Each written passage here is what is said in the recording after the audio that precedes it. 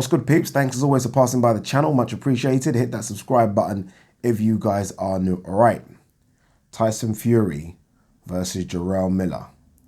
The whispers are getting louder.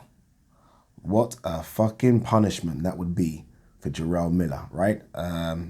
This guy got popped for taking everything prior to the AJ fight. EPO, HGH, and Endurodol.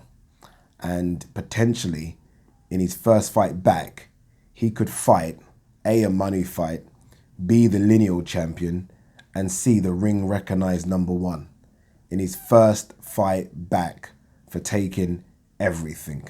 My blood's boiling just talking about this. Obviously, Jarrell Miller's ban is up in October.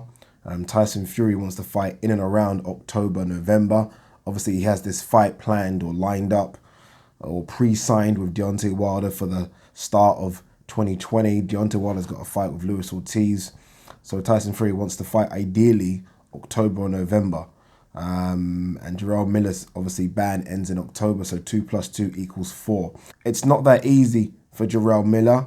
Yes, his ban, his ridiculously short ban does end in October, but he will need to reapply for a boxing license. I say not that easy. It will be easy. This is boxing. He will get his license back.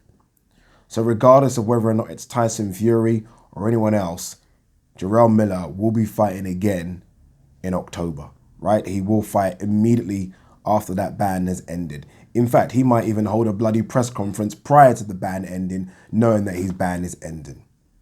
But the idea of him getting to fight Tyson Fury just makes me sick. We've all seen the pictures of him shaking hands with Bob Arum. Obviously, Bob Arum now controls Tyson Fury's interest in America.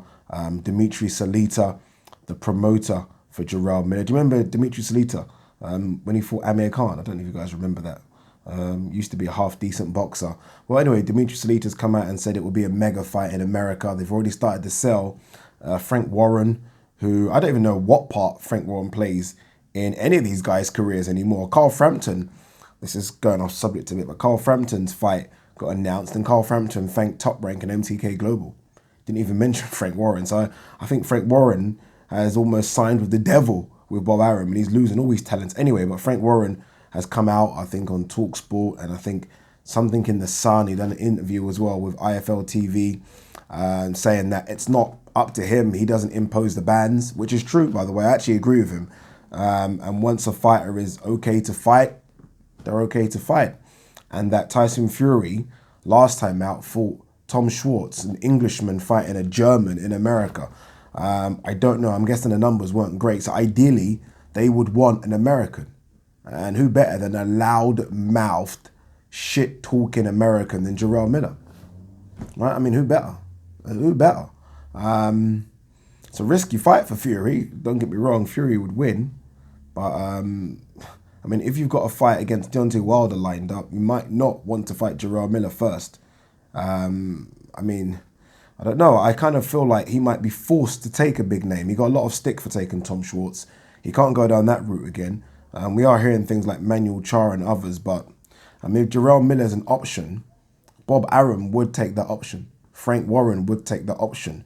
Would Tyson Fury? I don't know. How is Jarrell Miller even in consideration? It's a fucking disgrace, isn't it? It's a disgrace. I think Eddie Hearn has come out and said something very similar, like it's a disgrace or something along those lines. Eddie would do exactly the same thing. Eddie, how many fucking drug cheats has Eddie Hearn had on these shows? I mean, I can't even think of how many. So Eddie Hearn would do exactly the same thing. So it's all well and good Eddie saying, oh, this is a disgrace and blah, blah, blah. Stop it. Stop it, Eddie. You recently promoted Canelo versus Danny Jacobs. We all watched it. I'm a hypocrite for watching it. Drug cheat. Kid Galahad, drug cheat. You tried to sign Tyson Fury yourself. Drug cheat. You tried to sign Billy Joe Saunders. Drug cheat. I mean, Dylan White's a bit of a different one because it's a pre-workout. I mean, I've taken pre-workouts, for fuck's sake. I'm not a drug cheat.